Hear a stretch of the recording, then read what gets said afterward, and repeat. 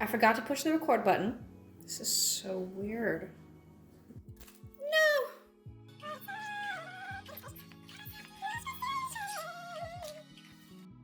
Today we are making banana bread from what I affectionately call the picnic cookbook. Now, you can follow the cookbook exactly how it recommends you mix the ingredients together, or you can follow me how I did it, which is completely different from the cookbook because I'm a dork and I don't always follow the recipe line by line, word by word.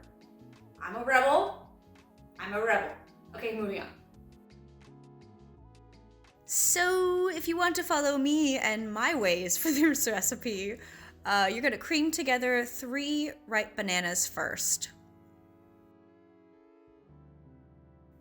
Oh my gosh, I used to think this was so disgusting when my mom did this as a child, and I told myself I would never do it. I thought it was just so gross, but of course, here I am doing it, and I actually don't find it as gross anymore. Part of me kind of likes it. Then the next thing you're gonna do is cream with the bananas 2/3 a cup of granulated sugar. You can use a standing mixer, you can use an electric beater, or you can use a whisk or a fork. Quite a few options. Okay, then the next ingredient you're gonna add in is 1/3 a cup of butter. And here you see me using applesauce because I needed to use up some applesauce, and I have seen on Google that it says you can do so interchangeably. So interchangeably, whatever that word is. I used applesauce, but if you do not use applesauce, use 1/3 cup of softened butter and then add in 2 eggs, as you saw me do there. All right, the next thing you're gonna do is add in 2 tablespoons of milk. Here I'm using almond milk.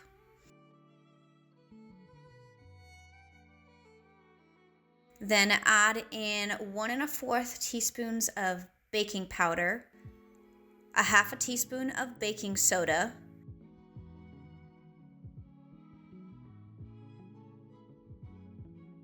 and then 1 3/4 a cup of flour. I am using Bob Mills gluten-free cup flour for this recipe. I tend to like that brand the best, but sometimes it can get a little expensive, so I sometimes go between brands every once in a while.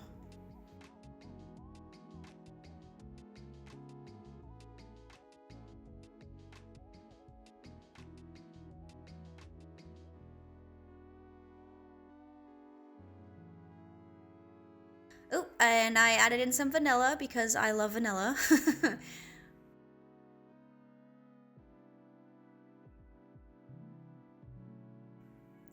All right, then you're gonna spray your loaf pan or grease your loaf pan, pour in your batter, and then place in a preheated 350-degree oven. And you're gonna bake it for about 40 to 50 minutes. I always check it at the 40-minute mark with a toothpick.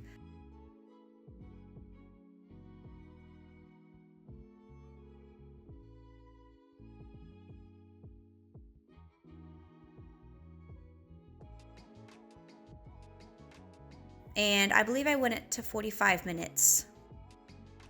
Maybe my oven runs hot, I'm not sure.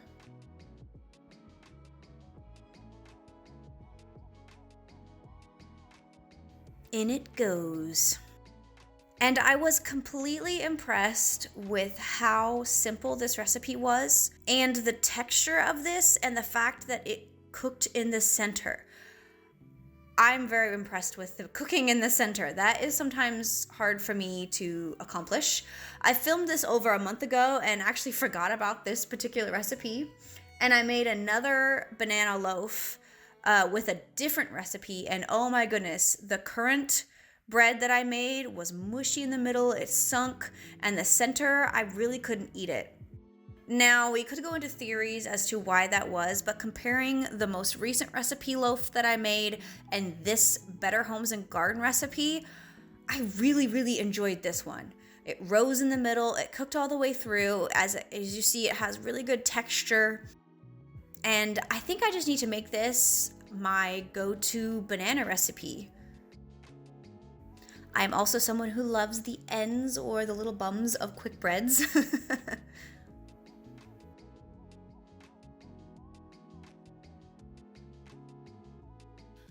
Okay, so this next recipe is also from the picnic cookbook, and it is a coffee cake.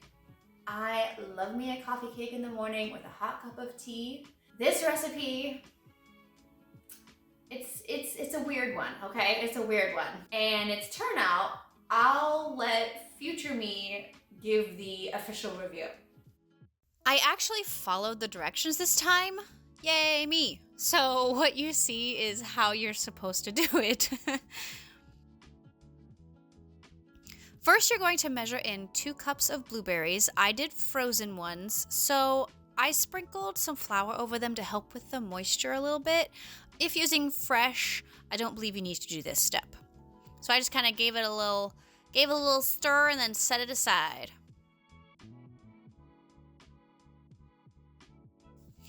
Okay, then in a bowl, measure in 3/4 a cup of sugar and 1/2 cup of shortening.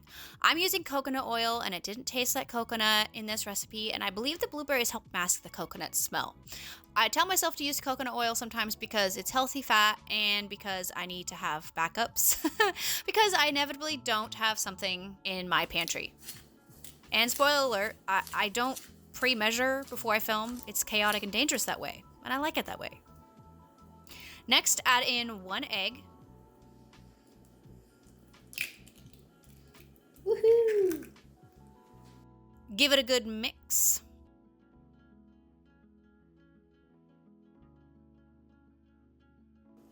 I forgot to push the record button. So what you didn't see was 1 cup of flour and 1 teaspoon of baking powder in here, and a little bit of the 1/2 cup of milk.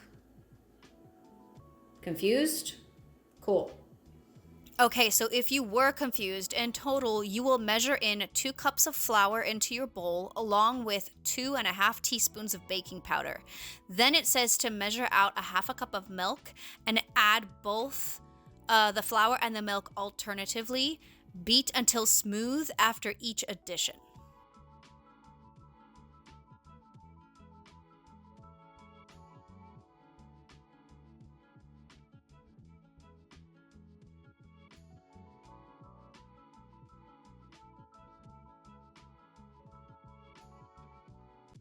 This is so weird. What the heck? This is not a creamed mixture.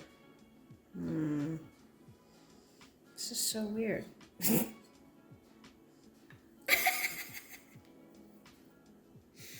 Yeah, it was neither creamy nor smooth.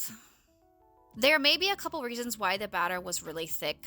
We could blame me and say that it was because I didn't use a hand mixer, but I have successfully made coffee cake before by only using a fork. Or we cannot blame me and blame the gluten-free flour blend that I used. For this coffee cake, I used the Namaste gluten-free flour, which is a little more dense, and it's from Costco, so I may pass the blame onto that. But onward we go, I guess. You're going to smooth it out and sprinkle the blueberries on top. Blueberries will cover any mistakes. So now we're going to make the crumble by measuring in 1/2 cup of flour and 1/2 cup of sugar. I used brown sugar because I felt like it. Then 1/2 teaspoon of cinnamon and 1/4 cup of butter.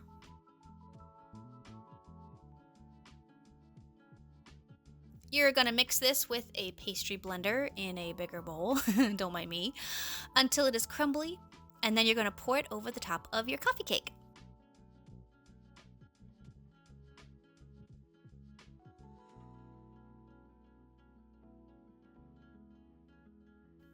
Then you're going to preheat your oven to 350 degrees and bake it for 45 to 50 minutes.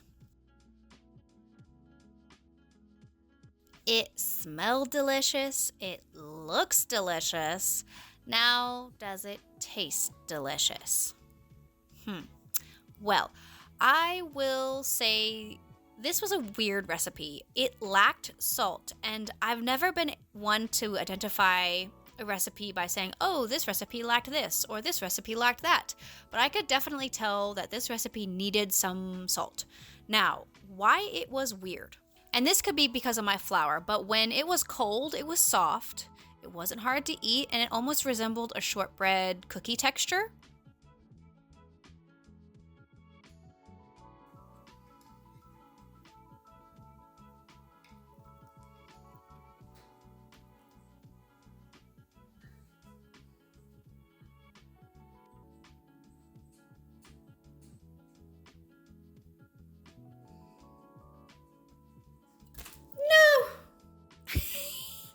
But when I warmed it up, the bottom resembled an underbaked, mushy texture.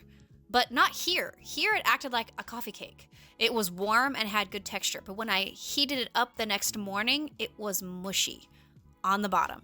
It was so strange. But I did eat the rest of it, and I may try this again with a different flour blend. Okay, so this last vintage breakfast recipe is from the Betty Crocker picture book, and I will let VoiceOver Me kick it off. We're going to be on page 81, and look at how adorable this cute little spread is. I love these old pictures. But we're going to be following the fruit loaf recipe here, and then going down to the key symbol to do the applesauce loaf. And so we'll be following the fruit loaf, except use brown sugar instead of white sugar, and use applesauce instead of a grated apple. So here you're going to start with 2/3 a cup of brown sugar, then add in 1/3 a cup of softened shortening. And here I'm using melted coconut oil. Why I decided to melt it, your guess is as good as mine. I don't know. Maybe I left it on the burner for too long. I don't know.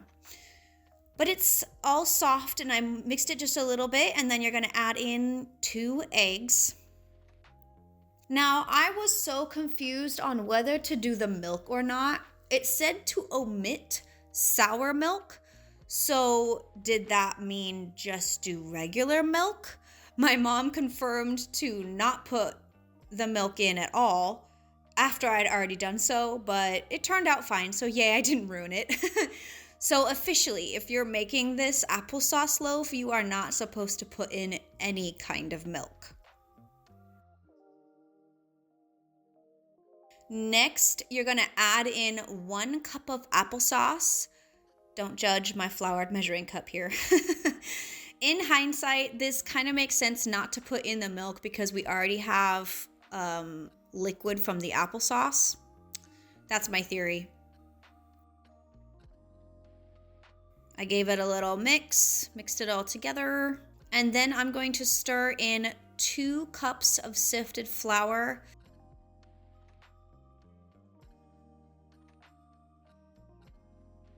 Then you're going to add in 1 teaspoon of baking powder, a 1/2 teaspoon of salt, and a 1/2 teaspoon of baking soda, and then mix this all together until combined.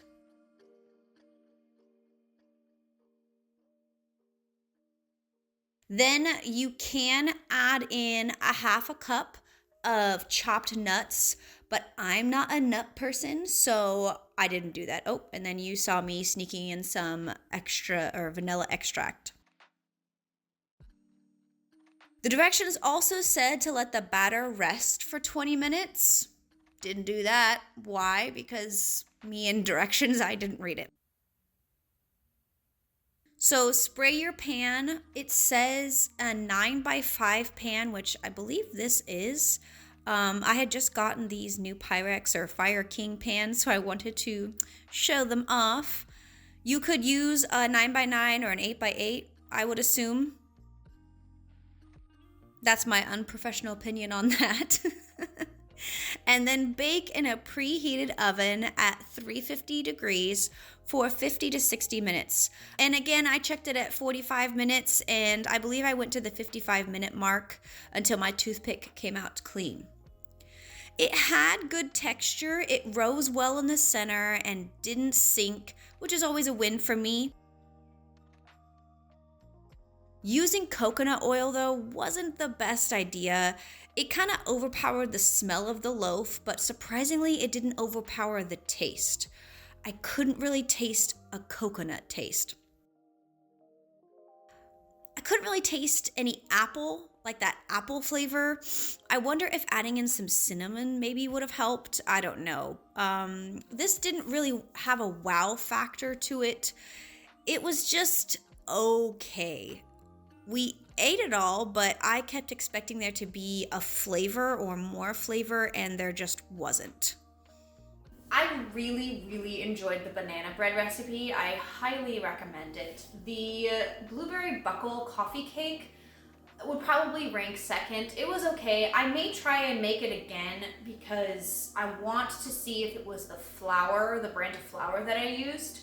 And then the applesauce loaf was in third place. I don't think I'm gonna ever make it again. It just didn't really have any kind of flavor. It just tasted, there's just nothing to offer. It was bleh. Okay, now, if you've tried already one of these retro recipes, or you plan to try them in the future, let me know down below your review. I would really like to know. I'd love to hear your opinions on them. Well, I hope you guys got some breakfast inspiration from this video. Thank you for sticking around on my little corner of YouTube, and I hope you have a good week, and I will see you on the next one. Bye. Oh, hey. Page 81. Breakfast. Now, this next recipe is also from, where's the camera?